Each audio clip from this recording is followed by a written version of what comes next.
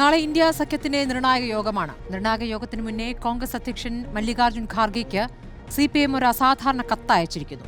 സംസ്ഥാന തെരഞ്ഞെടുപ്പ് പ്രചാരണത്തിന് കേരളത്തിലെത്തിയ Rahul Gandhi CPM BJP deal എന്ന ആരോപണം ആവർത്തിച്ചുന്നയിച്ചത് എന്തുകൊണ്ട് പിണറായി അറസ്റ്റ് ചെയ്യപ്പെടുന്നില്ല എന്ന് പ്രസംഗിച്ചതുമാണ് കത്തിലെ പ്രതിഷേധമായി വന്നിരിക്കുന്നത്. യോഗത്തിന് MA ബേബി പങ്കെടുക്കാതെ പകരം ജോൺ ബ്രിട്ടാസിനെ അയച്ചിരിക്കുന്നു. CPI ആകട്ടെ പങ്കെടുത്ത പ്രതിഷേധം അറിയിക്കാനുള്ള തീരുമാനത്തിലാണ്.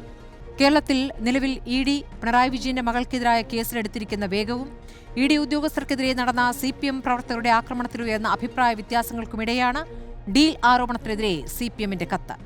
മുന്നണി മര്യാദ മറന്ന് TVK മന്ത്രിസഭയിൽ ഭാഗമായതിന് DMKയും കോൺഗ്രസിനോട് പ്രതിഷേധമുയർത്തി പുറത്തേക്കെന്ന് വ്യക്തമാക്കുകയാണ്.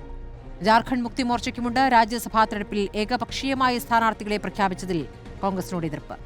പശ്ചിമബംഗാളിൽ അടപടലം തകർന്ന മമതാ ബാനർജി മുൻ നിലപാടുകൾ മാറ്റി യോഗത്തിനെത്തുന്നു എന്ന പ്രത്യേകതയും നാളത്തെ ദിവസത്തിനുണ്ട്. ഇന്ത്യയിൽ അവിശ്വാസമോ എന്നതാണ് ചോദ്യം.